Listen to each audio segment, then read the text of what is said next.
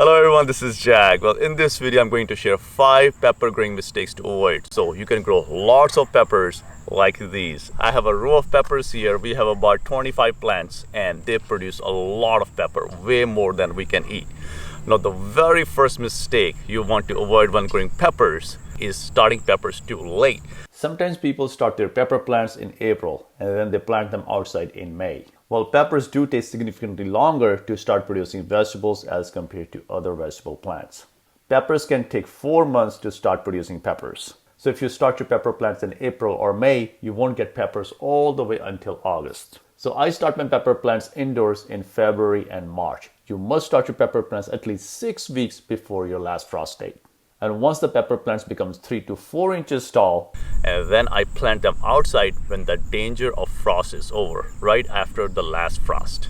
You can grow your pepper plants from seed or you can buy them from a nursery. Now, I made a video about vegetables that you should never buy from a nursery because they are way too easy to grow from seed, so you can grow them yourself. However, in that video, I mentioned that tomatoes and peppers are an exception. So if you want to get a head start, you can always buy plants that are already grown, that already have about a month or 2 of growth on them. You can buy them from a nursery and plant them in your garden after the last frost date.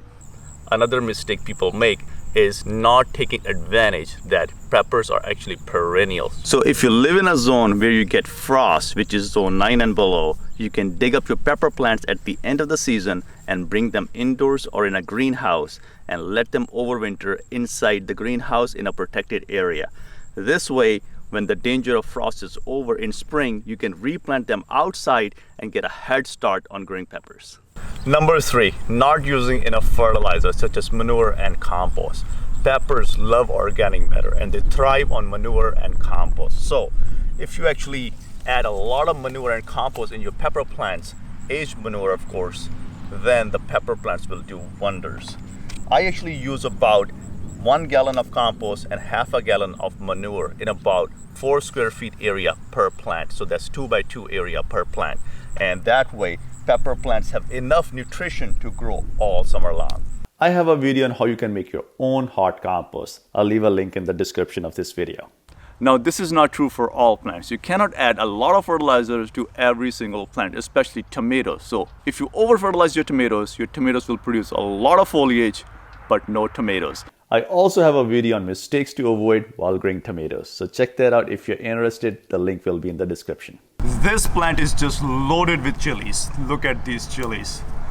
These chilies are amazing. Number 4, growing peppers in shade. Now, sometimes you don't have a choice. You live in an urban area and you actually get shaded out by other houses or trees around you. So there's not much you can do. However, there's a kind of pepper, the bell pepper or the sweet peppers. They will do well in shade. So they will not produce a lot more peppers like they will do in full sun, but you will get quite a bit of harvest even in shade. However, hot peppers will not do well in shade at all. Peppers love full sun. So make sure you find an area around your house that receives full sun to grow your peppers.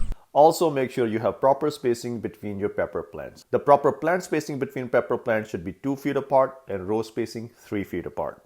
So basically, I fertilize 1 foot in each direction of the pepper plant. So each pepper plant has 4 square feet of area to grow.